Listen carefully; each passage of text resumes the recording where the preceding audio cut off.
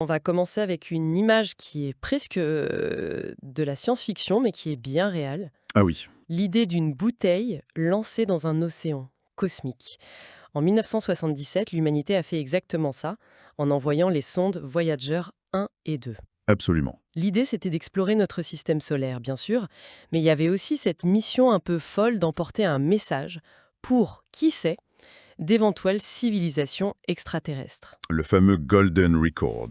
Exactement. Et ce qui est incroyable, c'est que ces bouteilles, elles flottent toujours. Elles continuent leur voyage bien au-delà de notre système solaire. Mais du coup, ça soulève une question fascinante. Laquelle? Bah, pendant que nous, on envoie des messages, est-ce que l'univers nous répond? C'est vraiment ça la question centrale aujourd'hui. C'est vrai, on a d'un côté nos propres messages qui partent dans l'inconnu, et de l'autre, toute une série de signaux mystérieux qu'on capte depuis la Terre. C'est ça. Alors voilà, les documents qu'on explore aujourd'hui sont assez incroyables. Ils couvrent plus de 45 ans d'exploration spatiale. On a l'épopée des voyageurs, mais aussi des données brutes sur des signaux radio vraiment bizarres. Hmm, Notre but, c'est d'essayer de décortiquer tout ça, de voir ce que ces messages, qu'ils viennent de nous ou d'ailleurs, nous apprennent sur le cosmos. Et au final, sur notre place dans tout ça. Allez, on commence par notre propre bouteille à la mer. allons-y. Ce qui me sidère avec les sondes Voyager, c'est que la mission de base, elle devait durer 5 ans. 5 ans, ouais. Juste 5 ans pour étudier Jupiter et Saturne, et puis, c'était tout. Sauf qu'aujourd'hui, plus de 45 ans plus tard, elle fonctionne encore. Elle nous parle toujours. C'est un succès qui a pulvérisé toutes les attentes. C'est dingue. Voyager 1, c'est l'objet humain le plus éloigné de nous. Plus de 23 milliards de kilomètres. C'est une distance, on a du mal à se la représenter. Complètement. Et c'est presque un miracle d'ingénierie, surtout quand on pense qu'elles ont été construites avec la technologie des années 70. Ah oui, c'est vrai. L'impact scientifique, lui, il est colossal. On leur doit la découverte de nouvelles lunes autour de Jupiter et Saturne. On a découvert que Jupiter avait des anneaux, on n'en savait rien. On l'ignorait totalement. Et la fameuse grande tache rouge de Jupiter, on a enfin compris ce que c'était. Une tempête gigantesque, plus grande que la Terre, qui dure depuis des siècles. Et Voyager 2 a fait encore mieux, non?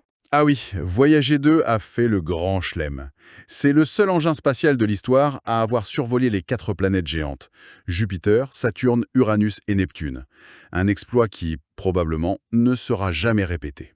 Mais revenons à ce qui nous fascine le plus, ce fameux disque d'or. Ce n'est pas juste un gadget. Non, loin de là. C'est une véritable carte de visite pour l'humanité. Il y a des salutations en 55 langues, des sons de la nature, le chant des baleines, le bruit de la pluie et la musique. La sélection est incroyable. Ce qui est fascinant dans cette sélection, c'est la philosophie derrière. C'est pas juste un best-of. Non, c'est clair. On a mis du bac, sûrement parce que sa structure mathématique pourrait être vue comme universelle, un signe d'intelligence. D'accord. Et juste à côté, on a mis quoi? Johnny B. Good de Chuck Berry. Ça représente une énergie, une jeunesse, une sorte de pulsation de vie brute. C'est un sacré contraste. C'est un autoportrait de l'humanité de 1977, plein de contradictions. On se présente comme des êtres de logique pure et en même temps, d'émotions débridées. Voilà. Et pour être sûr qu'on nous retrouve, on a même mis une carte QA Oui, une carte cosmique. qui indique la position de notre Soleil par rapport à 14 pulsars, ces sortes de phares cosmiques, c'est ça? Exactement. Ils émettent des signaux radio très réguliers. L'idée, c'est qu'une civilisation avancée pourrait trianguler notre position à partir de ces phares. C'est à la fois d'une audace folle et d'une naïveté touchante, je trouve. Absolument. Et il faut bien comprendre que ces sondes, elles ne sont plus dans notre quartier. Elles ont quitté ce qu'on appelle l'héliosphère. C'est-à-dire? Pour simplifier, c'est une sorte de bulle de protection créée par les vents solaires qui entourent notre système. Maintenant, elles naviguent dans l'espace interstellaire. C'est un environnement beaucoup plus hostile, j'imagine. Radicalement différent. Exposées à des radiations cosmiques bien plus intenses. Et c'est depuis cette région lointaine, en 1990, que Voyager 1 s'est retourné une dernière fois pour prendre cette photo iconique. Un point bleu pâle. Voilà. Ah, cette photo. Elle me donne des frissons à chaque fois. La Terre, vue de 6 milliards de kilomètres, c'est Rien? Un pixel? un grain de poussière suspendu dans un rayon de soleil. C'est une image qui, personnellement, me bouleverse. Carl Sagan, qui a eu l'idée de cette photo, disait que, sur ce point, il y a tout ce que nous avons jamais été. Tout ce qu'on n'a jamais aimé. Nos joies, nos souffrances, nos guerres, nos religions, tout ça sur un grain de poussière. Ça remet absolument tout en perspective. Et c'est un peu le début de notre histoire de signaux étranges. C'est une bonne transition, oui. C'est incroyable, parce que le mystère ne vient pas que de l'extérieur.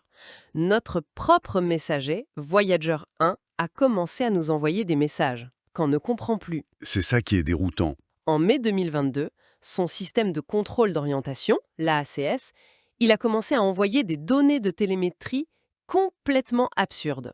Voilà. La sonde, en elle-même, va bien. Elle n'est pas en mode de sécurité, elle reçoit parfaitement les ordres, elle collecte des données scientifiques. Mais, Mais les informations sur son orientation n'ont aucun sens. C'est comme si quelqu'un au téléphone vous décrivait parfaitement ce qu'il voit, mais vous disait qu'il a la tête en bas. Ça ne colle pas. et on a une explication possible. La NASA pense que c'est peut-être l'usure, l'effet de 45 ans dans cet environnement extrême. Mais en vérité, personne ne sait vraiment. Et ce n'est que le début des bizarreries. Si on remonte le temps, on tombe sur le grand-père de tous les signaux mystérieux. Mhm. On est en 1977, la même année que le lancement des Voyager. Et le radiotélescope Big Ear, dans l'Ohio, capte un truc inouï. Le signal wow. Exactement. Un signal radio extrêmement puissant et très bref. L'astronome Jerry Amen, en voyant les données, a été tellement stupéfait qu'il a entouré le signal en rouge et a écrit « Wow » dans la marge. Le nom est resté. Le signal wow est une anomalie parfaite. Il a duré 72 secondes. C'est court, mais c'est aussi assez long pour avoir une signature claire. Et la fréquence était particulière, c'est ça, hein? Très précise. Autour de 1420 MHz. Or, cette fréquence, c'est celle de l'hydrogène, l'élément le plus abondant de l'univers. Le canal d'appel cosmique? En quelque sorte. C'est une fréquence qu'une civilisation intelligente pourrait logiquement utiliser pour communiquer, justement parce qu'elle est universelle. Attendez, 72 secondes. Ça a une implication, non? Ce n'est pas juste un bip. Qu'est-ce que ça voudrait dire concrètement? C'est une excellente question. Ça impliquerait une source d'énergie considérable et une intentionnalité. Un flash naturel est souvent très large en fréquence et très bref. Là, on a un signal étroit, focalisé, qui dure. D'accord. Le radiotélescope était fixe, c'est la rotation de la Terre qui a balayé le ciel. Et le signal a augmenté puis diminué exactement comme prévu pour une source venant de l'espace. Mais alors pourquoi on ne l'a jamais recapté? C'est ça le plus frustrant. On a pointé des dizaines de télescopes vers cette région du ciel depuis, et plus rien. Le silence total. C'était un événement unique. À côté de ce cas unique, il y a des phénomènes qu'on observe tous les jours, mais qui sont tout aussi fous. Les sursauts radio rapides, les FRB. Les Fast Radio Bursts, oui, Des flashs d'ondes radio qui durent quelques millisecondes. C'est plus court qu'un claquement de doigts. mais d'une puissance absolument phénoménale. Pour donner une échelle, un seul FRB peut libérer en 1 milliseconde plus d'énergie que notre Soleil en 3 jours. Ça défie l'imagination, hein. Complètement. Et les sources disent qu'on en détecte environ 10 000 par jour venant de partout. 10 000. Mais comment on fait pour trier tout ça? Est-ce qu'on ne risque pas de passer à côté d'un vrai message noyé dans ce bruit cosmique? C'est le défi principal. C'est comme essayer d'entendre un murmure au milieu d'un concert de heavy metal. Mais la fréquence et la répétition de certains FRB nous ont mis sur une piste. Laquelle? L'hypothèse la plus solide aujourd'hui pointe vers les magnétars. Ce sont des étoiles à neutrons, des restes d'étoiles, mais avec un champ magnétique des milliards de fois plus puissant que celui de la Terre. D'accord. Leurs éructations magnétiques pourraient générer ces sursauts d'énergie. Donc, il s'agirait plus de physique extrême que de petits hommes verts. Mais c'est une physique tellement extrême qu'elle repousse les limites de ce qu'on pensait possible. D'accord, donc la plupart de ces signaux ont sans doute une explication naturelle, même si elle est spectaculaire, mais il y a un cas qui a vraiment fait battre le cœur des astronomes. Ah oui, Un signal capté en 2019 qui semble venir de Proxima du Centaure, notre plus proche voisine. l'étoile la plus proche de notre système solaire. Et ce n'est pas tout. On sait qu'elle abrite au moins une planète, Proxima b, dans la zone habitable. Oui, ce signal, surnommé BLC1 pour Breakthrough Listen Candidate 1, avait tout pour plaire au début. Qu'est-ce qu'il avait de si spécial? Il était sur une fréquence très spécifique et très étroite, 992 MHz. C'est une bande radio qui est normalement vide. Et le signal dérivait légèrement en fréquence. Ce qui voudrait dire? Exactement, comme on s'y attendrait pour un signal émis depuis une planète en orbite autour de son étoile. Pendant un moment, l'excitation était palpable, oui. Mais il y a un mais, j'imagine. Il y a un gros mais. D'abord, Proxima du Centaure, c'est une naine rouge, un type d'étoile très instable, connu pour ses colères, des éruptions stellaires extrêmement violentes. Ah, La planète Proxima b, même si elle est à la bonne distance, elle reçoit environ 400 fois plus de rayons X que la Terre. donc pour la vie, c'est compliqué. Dans ces conditions, il est quasi impossible qu'une atmosphère puisse survivre, et donc que la vie telle qu'on la connaît s'y développe. Le rêve s'effondre un peu. Alors, c'était quoi ce signal? L'enquête a conclu qu'il s'agissait très probablement d'une interférence radio, d'origine humaine. Ah non. Si, une émission terrestre qui, par un malheureux hasard, a mimé les caractéristiques d'un signal extraterrestre. C'est le grand ennemi de la recherche SETI. Notre propre civilisation est incroyablement bruyante. On cherche une aiguille dans une botte de foin et en jette nous-mêmes des aiguilles partout. C'est exactement ça. Alors, pour qu'on soit convaincu, à quoi devrait ressembler un message intentionnel? On a bien une idée puisqu'on en a envoyé nous-mêmes. Je pense au message d'Arecibo. Exactement. Le message d'Arecibo, envoyé en 1974, c'est notre meilleur exemple de ce qu'on chercherait. C'est un message très court, en code binaire, Des 0 et des 1.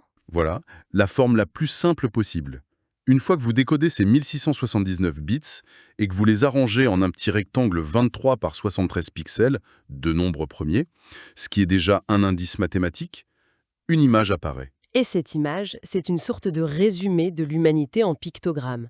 Les nombres de 1 à 10, les éléments de la vie, la double hélice de notre ADN, une silhouette humaine et une carte de notre système solaire. C'est d'une logique implacable. C'est ça. Un signal comme celui de Proxima est intrigant, mais il lui manque cette structure, cette information organisée qui crierait intelligence. Pour l'instant, on n'a rien de tel. On se retrouve donc dans une situation assez vertigineuse. D'un côté, on crie dans le vide avec nos sondes Voyager, des messages d'espoir, Oui, et de l'autre, on tend l'oreille et on entend un cosmos qui est loin d'être silencieux. Il nous envoie des murmures, des sursauts, des anomalies, de nos propres sondes qui déraillent à des milliards de kilomètres, aux signaux inexplicables. La conversation n'est pas du tout à sens unique. et c'est crucial de comprendre que même si tous ces signaux sont naturels, ils ne sont pas inutiles. Au contraire, Comment ça? ce sont des outils scientifiques incroyables. Quand on analyse un FRB, même s'il vient d'un magnétar, son signal a traversé l'espace pendant des millions d'années. En l'étudiant, on apprend des choses sur la matière qu'il a traversée, sur la structure de l'univers. Donc la recherche de signaux extraterrestres, même si elle n'aboutit pas, nous fait progresser. Exactement. Elle nous force à devenir de meilleurs astronomes, de meilleurs physiciens. Elle nous pousse à mieux comprendre notre propre univers. C'est une belle façon de voir les choses. Au fond, toutes ces sources nous parlent de milliards de galaxies, chacune avec des milliards d'étoiles, une immensité qui dépasse l'entendement. Et c'est là qu'on touche à la question la plus profonde. Face à cette immensité, le véritable mystère, ce n'est peut-être pas les quelques signaux étranges qu'on capte. C'est quoi alors? Le vrai mystère, c'est peut-être le silence assourdissant qui semble régner entre eux. Pourquoi, avec des milliards de planètes potentielles, l'univers semble-t-il si vide? Que signifie réellement ce grand silence cosmique? C'est peut-être la question la plus vertigineuse que toute cette exploration nous laisse à méditer.